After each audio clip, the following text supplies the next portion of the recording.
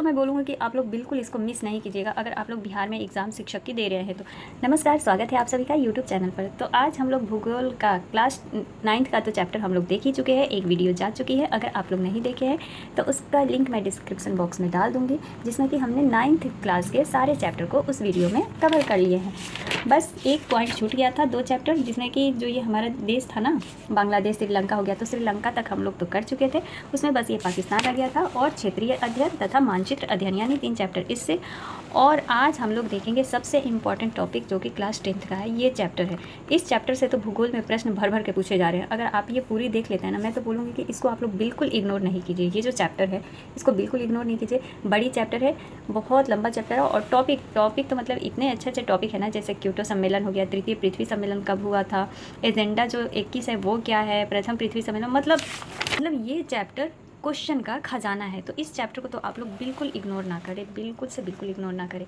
तो चलिए बढ़ते हैं। आज हम लोग इस चैप्टर में सिर्फ केवल क्लास 10th के सिर्फ पहले चैप्टर को ही देखेंगे, क्योंकि क्लास 10th में जितने भी 6, 7, 8 चैप्टर है ना, वो सभी लॉन्ग हैं। तो चलिए बढ़ते हैं हम लोग अपने टॉपिक की तरफ। हमारा ये है पाकिस्तान। तो पाकिस्तान के बारे में क्या है, द्वीप किसे कहते हैं, तो 2 नदियों के बीच की जो दूरी होती है उसी को द्वीप कहा जाता है, और संघीय राज्य, राज्यों के संघ को संघीय राज्य कहते हैं। जो पाकिस्तान है, मतलब जो चैप्टर में दिया हुआ है जो पॉइंट, उन सभी पॉइंटों को मेन इस गाइड में दिया हुआ है। तो मेन पॉइंट ही हमें समझना है, जिससे कि हमारा क्वेश्चन बन सके। तो पाकिस्तान भारत का स्थलीय पड़ोसी देश है। 14 अगस्त 1947 को भारत से अलग होकर पाकिस्तान बना।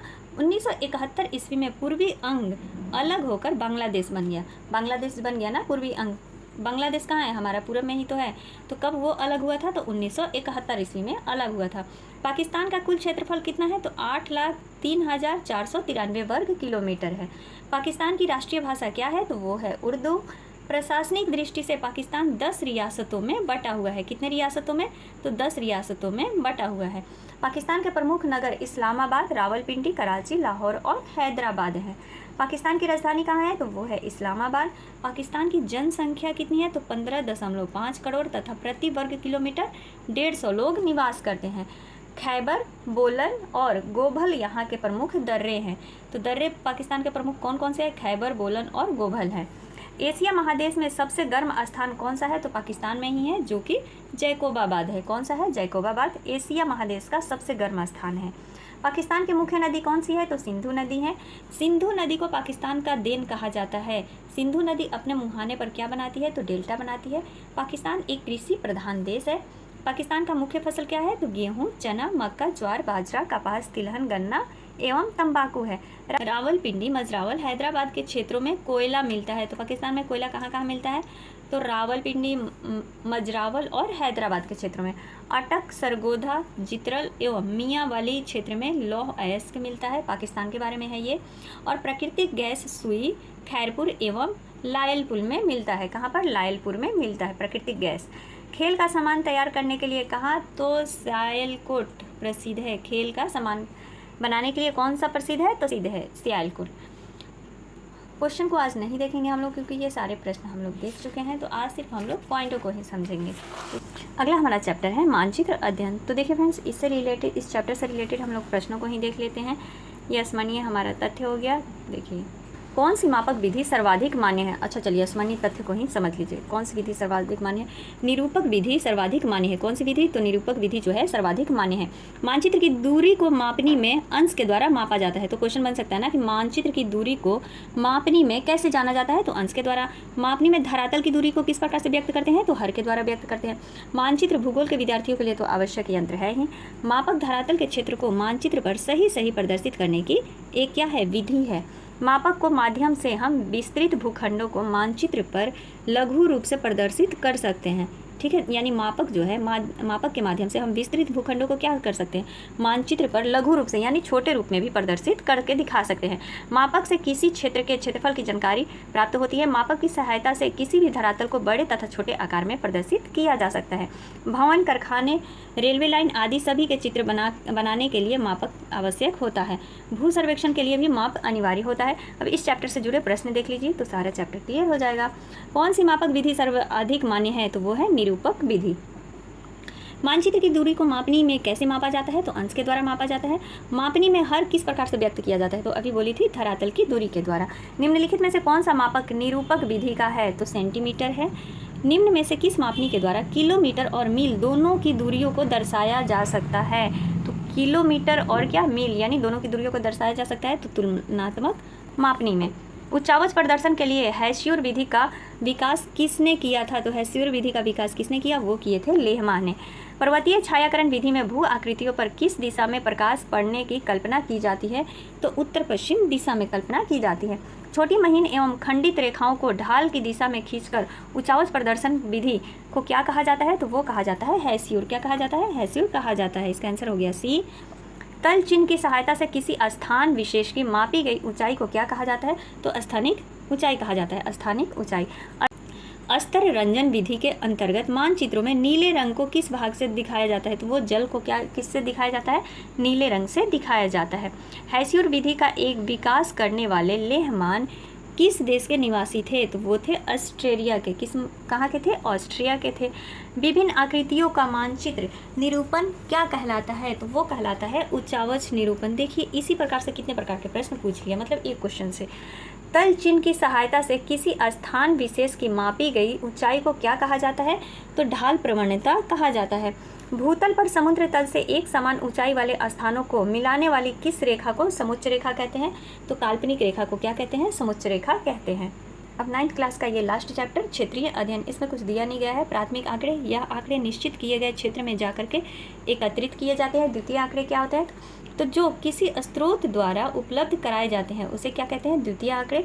संयुक्त मानचित्र, भूमि उपयोग, मिट्टी, भू आकृति आदि के मानचित्रों को एक दूसरे से अध्यारोपित कर बनाया गया मानचित्र क्या कहलाता है? तो संयुक्त मानचित्र कहलाता है। चार्जिंग पिट क्या होता है? तो वर्षा जल को जमीन में गड्ढा बनाकर संचय करना क्या कहलाता है? चार्जिंग पिट कहलाता है। इसके 2 प्रश्न हैं, उसको देख लीजिए। क्षेत्र में जाकर इकट्ठे किए गए आंकड़ों को क्या कहते हैं? तो प्राथमिक आंकड़ा। और भूगोल में क्षेत्रीय अध्ययन क्या कहलाता है? तो ये एक उपागम है। क्या है? ये एक उपागम है। अब हमारा क्लास 10th का चैप्टर शुरू होता है। क्लास 10th के चैप्टर बहुत लंबे लंबे हैं। देखिए ये जो पहला ही प्रश्न है ना, पहला चैप्टर ये बहुत लंबा है। पहला चैप्टर हमारा क्या है क्लास 10th का? तो भारत संसाधन एवं उपयोग। देखिए अब राष्ट्रीय संसाधन क्या होता है? तो किसी राजनीतिक सीमा के अंतर्गत भूमि, खनिज पदार्थ, जल संसाधन, वन्यजीव एवं समुद्री जीव राष्ट्रीय संसाधन कहलाते हैं। यानी 12 समुद्री मील तक, जो महासागर में 12 समुद्री मील तक होता है वो क्या कहलाता है? राष्ट्रीय संसाधन कहलाता है। उस पर जिस भी देश का, मतलब 12 समुद्री मील तक भारत का अधिकार रहेगा समुद्र में। अपवर्जक आर्थिक क्षेत्र क्या कहलाता है? तो किसी देश की तट रेखा से 200 NM मील यानी वही नॉटिक मील की दूरी तक का क्षेत्र अपवर्जक आर्थिक क्षेत्र का नाम से जाना जाता है। किसके नाम से? तो अपवर्जक आर्थिक क्षेत्र के नाम से जाना जाता है। कितना मील? तो 200 समुद्री मील तक। डाका अर्थव्यवस्था, तो मानव एवं तकनीकी की शोषणात्मक प्रवृत्ति को डाका या डाकू अर्थव्यवस्था के नाम से जाना जाता है। ठीक है। अगला है हमारा स्टॉकहोम।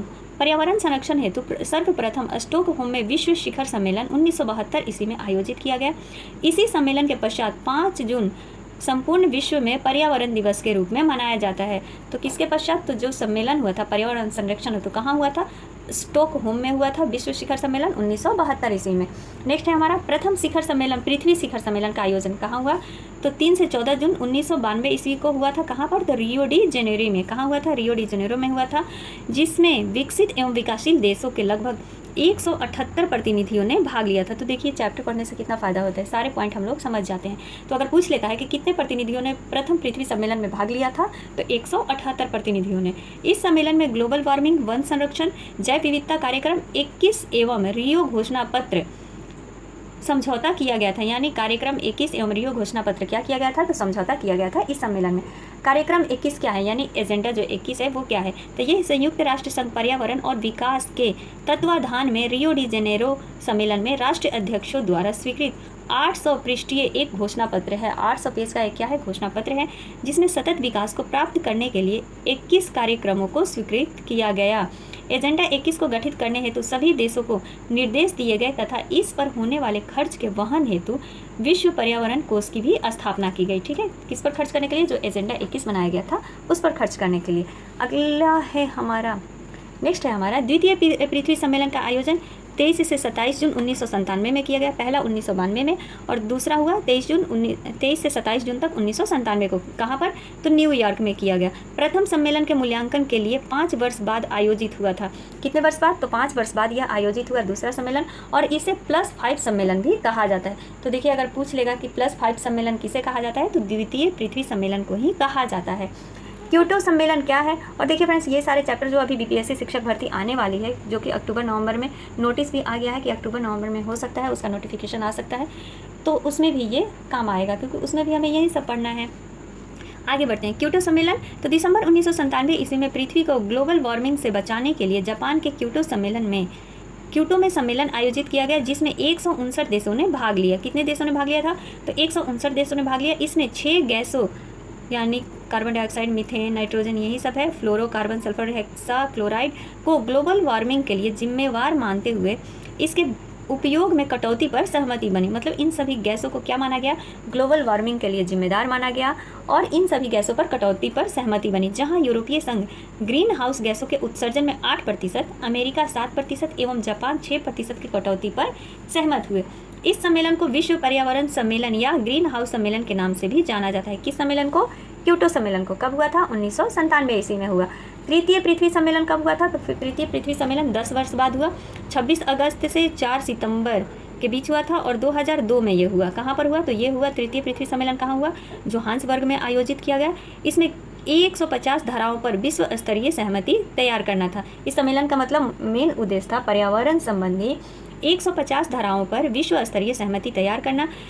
तृतीय पृथ्वी सम्मेलन का इसका जो है कोई परिणाम नहीं निकला। इस सम्मेलन में विश्व के विभिन्न देशों से लगभग 2000 प्रतिनिधियों ने भाग लिया था। अब आता है हमारा प्राकृतिक संसाधन। तो दियारा भूमि। दियारा भूमि क्या है? तो उत्तर बिहार में बालू प्रधान जलोढ़ को दियारा भूमि कहते हैं। किसे कहते हैं? उत्तर बिहार में जो बालू प्रधान जलोढ़ को दियारा भूमि कहते हैं। यह मक्का की कृषि के लिए विश्व प्रसिद्ध है। दियारा भूमि जो होता है मक्का की खेती के लिए क्या है? विश्व प्रसिद्ध है। पवन अपरदन वाले क्षेत्रों में पट्टिका कृषि, स्ट्रिप फार्मिंग श्रेयस्कर है, मतलब ये उत्तम होता है। पहाड़ी क्षेत्रों में समुच्च जुताई द्वारा मृदा अपरदन को रोका जा सकता है। वृक्षारोपण मृदा संरक्षण की सबसे बड़ी शर्त है। भारत में 13 करोड़ हेक्टेयर भूमि का नुकसान हुआ। निम्नकृत भूमि का 28%, वन क्षेत्र का 56% जल अंतर्गत है। मतलब सोचिए 13 करोड़ हेक्टेयर भूमि का नुकसान हुआ था। जल संसाधन के बारे में समझते हैं। तो जल की उपलब्धता, विश्व के कुल जल आयतन का 96.5% जल महासागरों में ही पाया जाता है। उनमें मात्र 2.5% ही अलवणीय यानी मृदु जल है, पीने लायक जल है, 2.5% ही। विश्व के कुल मृदु जल का लगभग 70% अंटार्कटिका, ग्रीनलैंड एवं पर्वतीय क्षेत्रों में बर्फ की चादर या हिम के रूप में यानी बर्फ के हिमनद के रूप में पाया जाता है, और लगभग 25% भूमिगत जल स्वच्छ जल के रूप में पाया जाता है। तो ये सारे जितने भी अंक या पॉइंट दिए गए हैं मेन उनको आप लोगों को याद रखना है, या फिर एक कॉपी में आप लोग नोट कर सकते हैं। अगला है हमारा विश्व की बड़ी नदियाँ। ब्रह्मपुत्र एवं गंगा विश्व की 10 बड़ी नदियों में से एक हैं। इन नदियों को विश्व की बड़ी नदियों में क्रमशः 8वां एवं 10वां स्थान प्राप्त है। यानी 8वां स्थान किसको प्राप्त है? ब्रह्मपुत्र को, और गंगा को 10वां स्थान प्राप्त है। जल का अंश प्राणियों में 65% तथा पौधों में 65 से 99% जल का अंश विद्यमान रहता है। नर्मदा बचाओ आंदोलन से प्रश्न पूछा जाता है। तो नर्मदा बचाओ आंदोलन एक गैर सरकारी संगठन है जो स्थानीय लोग, किसानों, पर्यावरणविदों, मानव अधिकार कार्यकर्ताओं को गुजरात के नर्मदा नदी पर सरदार सरोवर बांध के विरोध के लिए प्रेरित किया गया है। प्रेरित करता है, मतलब ये किसके लिए? तो नर्मदा नदी पर जो सरदार सरोवर बांध है उसके विरोध के लिए प्रेरित करता है। नेक्स्ट है हमारा जल संकट। स्वीडन के एक विशेषज्ञ फाल्कन मार्क के अनुसार प्रत्येक व्यक्ति, किसके अनुसार? तो फाल्कन मार्क के अनुसार प्रत्येक व्यक्ति को प्रतिदिन 1000 घन मीटर जल की आवश्यकता पड़ती है। इससे कम जल उपलब्धता जल संकट है। इतना जल मतलब उपलब्ध होना चाहिए, इससे कम अगर जल है तो क्या है? जल की संकट है। जल विद्युत क्या है? तो वर्तमान समय में कुल विद्युत का लगभग 22% भाग जल विद्युत से प्राप्त होता है। जल प्रदूषण, केवल कानपुर में 180 चमड़े के कारखाने हैं जो प्रतिदिन 58 लाख लीटर मल जल गंगा में विसर्जित करते हैं। ये भगवान, केवल कानपुर में 180 चमड़े के कारखाने हैं जो प्रतिदिन 58 लाख लीटर मल जो है गंगा जी में विसर्जित करते हैं। बाधक तत्व क्या है? तो शहरीकरण, भवन निर्माण, रेल मार्ग, सड़क पक्कीकरण, भूमि जल पुनःपूर्ति के बाधक तत्व है ये सब। भूमिगत जल का 22% भाग का संचय वर्षा जल से भूमि में होता है। कितना प्रतिशत? तो 22%। बिहार में 3 परियोजनाएं अति प्राचीन है, सोन, गंडक और कोसी परियोजना। मेघालय स्थित चेरापूंजी एवं मासिनराम में विश्व की सर्वाधिक वर्षा होती है, जहाँ पे जल संकट का निवारण लगभग 25% छत जल संग्रह से होता है। अच्छा, मतलब छत पर जल संग्रह किया जाता है वर्षा का। अगला है हमारा पॉइंट क्या है? तो वन एवं वन्य प्राणी। देखिए फर्स्ट चैप्टर ही बहुत लंबा है फ्रेंड्स, तो आज हम लोग बस ये 10th का फर्स्ट ही चैप्टर करेंगे और 9th के जो 3 चैप्टर किए इस वीडियो में, अगली वीडियो में 10th के पूरे चैप्टर को कंप्लीट कर लेंगे, चाहे कितनी भी लंबी वीडियो हो जाए। अगला है हमारा वन एवं वन्य प्राणी संसाधन। तो वन उस बड़े भूभाग को वन कहते हैं जो पेड़ पौधे एवं झाड़ियों द्वारा आच्छादित होते हैं। देखिए इस प्रकार से भी तो पूछ सकता है, ये सारे वाक्य दे देता और क्या है? तो वन है। जो वन स्वतः विकसित होते हैं उसे प्राकृतिक वन, और जो मानव द्वारा विकसित किए जाते हैं उसे मानव निर्मित वन कहते हैं। वन जैव विविधताओं के आवास स्थल होते हैं। जैव विविधताओं का आवास स्थल क्या है? वन है। देश के कुल वनाच्छादित क्षेत्र का 25.11% वन क्षेत्र पूर्वोत्तर के 7 राज्यों में है। जो 7 राज्य है ना पूर्व क्षेत्र के, उन्हीं राज्यों में 25.11% वन केवल उधर है, 7 राज्य में। भारत में 188 आदिवासी झीलों में कुल वन क्षेत्र का 60.11% पाया जाता है। 188 आदिवासी जिले हैं, वहाँ पर 60.11% वन पाया जाता है। देश में वनाच्छादित क्षेत्र के मामले में मध्य प्रदेश प्रथम स्थान पर है। कौन सा देश है प्रथम स्थान पर? तो मध्य प्रदेश है वन के मामले में। यहाँ देश के कुल वनाच्छादित का 11.22% वन है। दूसरे स्थान पर अरुणाचल प्रदेश है, तीसरे स्थान पर छत्तीसगढ़ और चौथे स्थान पर उड़ीसा है, जबकि महाराष्ट्र का स्थान 5वां है, जहाँ 7.1% वन क्षेत्र है। संसार में मात्र 3.6 मिलियन हेक्टेयर वन पाया जाता है। देखिए सारे ये पॉइंट क्या है, इंपॉर्टेंट है। संसार में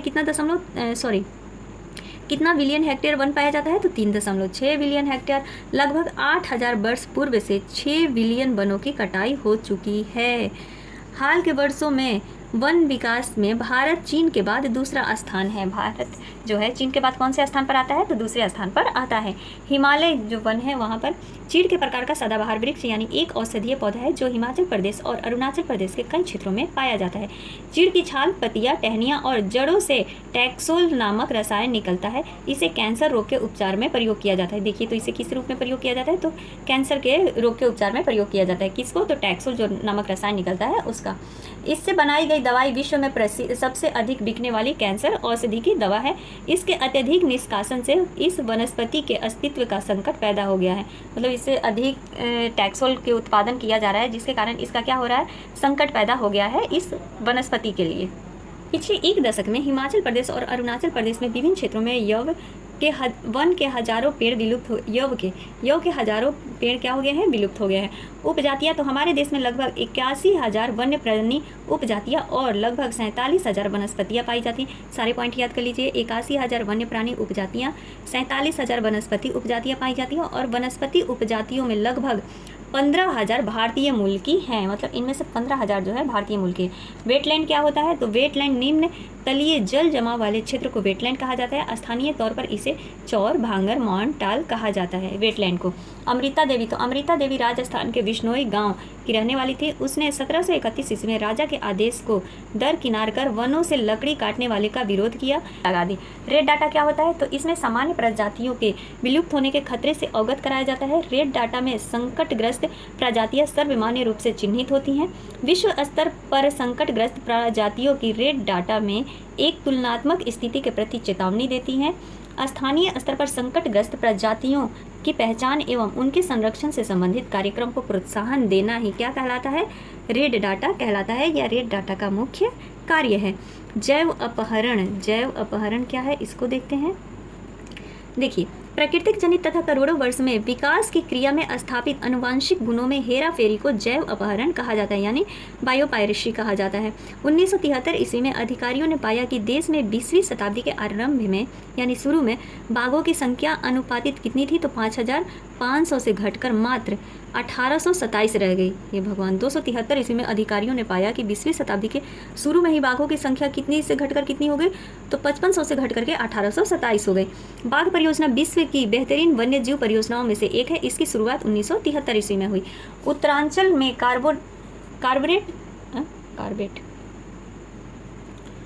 उत्तरांचल में कार्बेट राष्ट्रीय उद्यान, पश्चिम बंगाल में सुंदरवन राष्ट्रीय उद्यान, मध्य प्रदेश में बाघगढ़ राष्ट्रीय उद्यान, राजस्थान में सरिस्का वन्यजीव पशु विहार और असम में मानस बाघ रिजर्व भारत में बाघ संरक्षण परियोजनाओं के उदाहरण हैं। ये सारे कहाँ पर हैं? तो ये सभी को आप लोग याद कर लीजिएगा क्योंकि इनसे प्रश्न पूछे जा सकते हैं। जो बिहार की बुक में दिया हुआ है ना, उसी से प्रश्न बन रहे हैं। क्लेप्टोपैरासाइटिस में क्या है? तो कैमरून में बोरोरो जनजाति के लोग स्वयं शिकार करने के बदले शेरों द्वारा किए गए शिकार पर धावा बोलते हैं। इससे शेरों की संख्या में कमी आती है। इस प्रकार शिकार के क्लेप्टोपैरासाइटिस में कहते हैं। इस प्रकार के शिकार को क्या कहते हैं? तो क्लेप्टोपैरासाइटिस में कहते हैं। चिपको आंदोलन आ गया हमारा। चिपको आंदोलन से तो भर भर के प्रश्न पूछा जाता है। उत्तर प्रदेश के टेहरी गढ़वाल पर्वतीय क्षेत्र में सुंदरलाल बहुगुणा के नेतृत्व में अनपढ़ जनजातियों द्वारा 1972 ईस्वी में यह आंदोलन शुरू किया गया था। अच्छा, उत्तर प्रदेश में इस आंदोलन में स्थानीय लोग ठेकेदारों की कुल्हाड़ी से हरे भरे पौधे को काटते देख उसे बचाने के लिए अपने आगोश में पौधा को घेर करके उसकी रक्षा करते थे। मतलब ऐसे पूरा क्या करते थे? पेड़ से चिपक जाते थे। इसे कई देशों ने स्वीकार किया। विश्व की 1 लाख कीट पतंगों की जातियों में से 60,000 जातियां भारत में हैं। 4100 मछलियों की प्रजातियों में से भारत में 1693 प्रजातियां पाई जाती हैं। विश्व की 9000 पक्षियों की जातियों में से लगभग 1200 जो है भारत में पाई जाती हैं और 4000 स्तनपायी जीवों में से 10% भारत में पाया जाता है। पादप बहुल देश में भारत का स्थान 10वां है। भारत एक महत्वपूर्ण क्या है? वेवोलिवियन सेंटर ऑफ डाइवर्सिटी है, जहाँ 167 महत्वपूर्ण कृषि पादप प्रजातियाँ हैं। तो ये सारे जितने भी डाटा है ना फ्रेंड्स, एक कॉपी में आप लोग ज़रूर नोट कर लें। चावल, गन्ना, जूट, आम, नींबू, केला, बाजरा, ज्वार फसलों का उद्भव भारत में हुआ। अच्छा, इसका उद्भव कहाँ हुआ? तो भारत में हुआ। हमें भूमंडल पर अधिवास करने वाली प्रजातियों का सही पता नहीं है। एक अनुमान के अनुसार प्रजातियों की संख्या 400 मिलियन तक पहुंच सकती है। विश्व में सबसे अधिक जातियां कीड़े मकोड़े यानी इंसेक्ट और अति सूक्ष्म परिजीवों की है, जिन्हें हम खुली आंखों से नहीं देख सकते। कम से कम 136 फसल प्रजातियाँ और 320 वन संबंधी प्रजातियाँ मूलतः कहाँ पर है? तो भारतीय हैं। ये सभी क्या है? भारतीय इतनी प्रजातियां हैं। हमारे यहाँ बड़ी संख्या में घरेलू प्रजातियां, इसका सबसे अच्छा उदाहरण चावल है, जिसकी बाप रे 50,000 से 60,000 किस्म की भारत में पाई जाती है। इतने प्रकार के चावल हैं। आयुर्वेदिक एवं यूनानी दवाइयाँ पादप जंतु एवं खनिजों से तैयार की जाती हैं। किससे? तो यूनानी दवाइयाँ पादप जंतु एवं खनिजों से तैयार की जाती है। आयुर्वेद जनक चरक ने हजारों वर्ष पूर्व पादप जंतु एवं खनिज रोग उपचार के लिए क्या किया था? तो रूप में प्रयोग किया था, उपचार के रूप में प्रयोग किया था। आयुर्वेद भारतीय इलाज पद्धति है और विश्व की प्राचीन पद्धतियों में से एक है। अगला टॉपिक है हमारा खनिज एवं ऊर्जा संसाधन, मोस्ट इंपॉर्टेंट टॉपिक। 1 टन इस्पात बनाने में लगभग 10 किलोग्राम मैग्नीज का उपयोग किया जाता है। कितने किलोग्राम? तो 10 किलोग्राम मैग्नीज का उपयोग किया जाता है।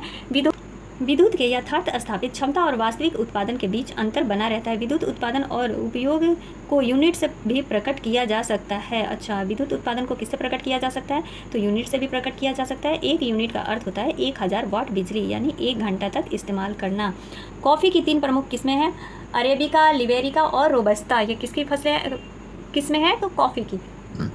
पश्मीना ऊन एक विशेष नस्ल की बकरियों के बालों से तैयार किया जाता है। यह बहुत ही नरम तथा मुलायम होता है तथा अति गर्मी प्रदान करता है। ये बकरियां कश्मीर के उच्च पर्वतीय क्षेत्रों में गुजरों द्वारा पाली जाती है। तो पश्मीना ऊन यानी उसके बारे में तो चंथाक जनजाति जो है उसके बारे में तो सीटेट में भी आप लोग पढ़े होंगे।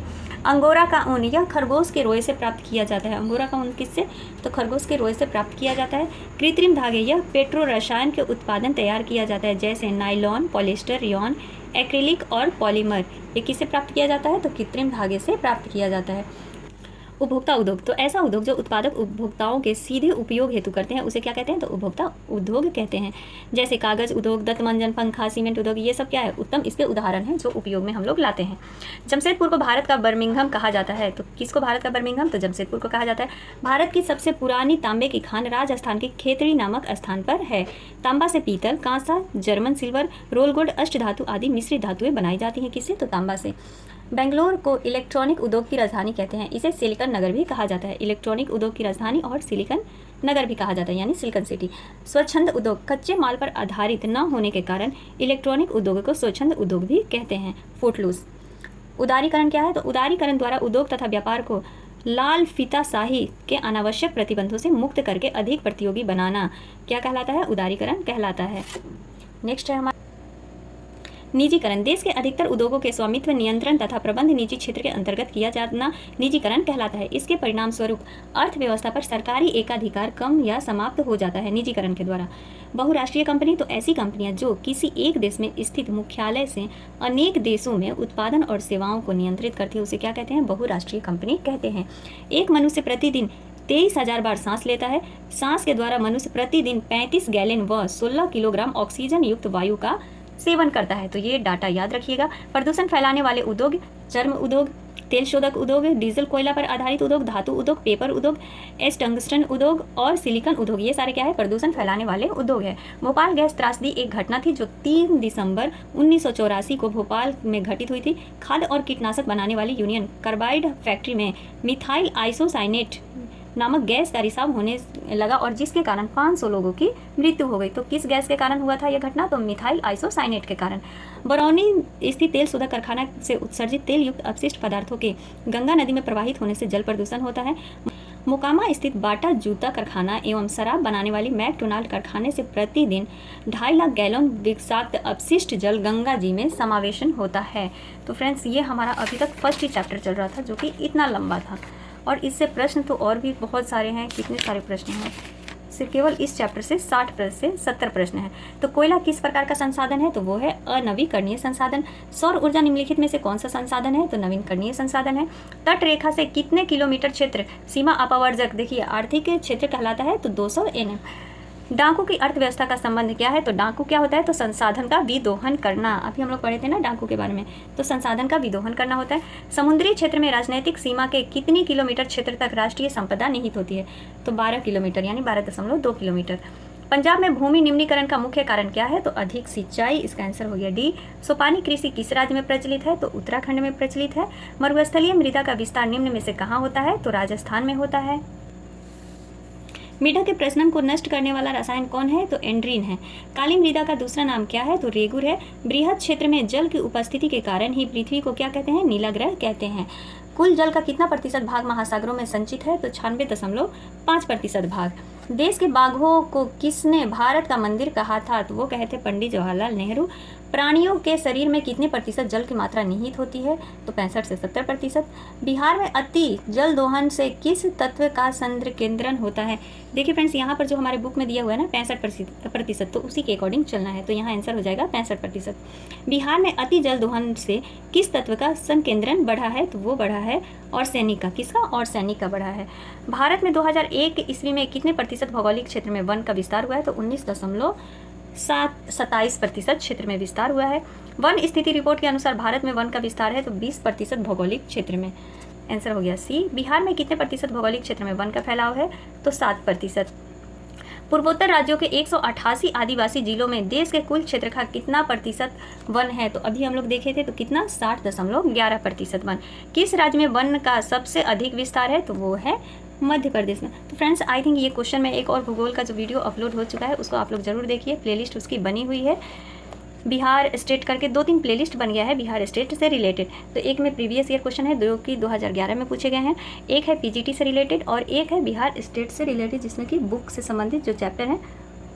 तो आई होप आप लोगों को ये वीडियो पसंद आया होगा। मिलते हैं अगले वीडियो में, तब तक के लिए आप सभी का दिल से धन्यवाद। Thank you.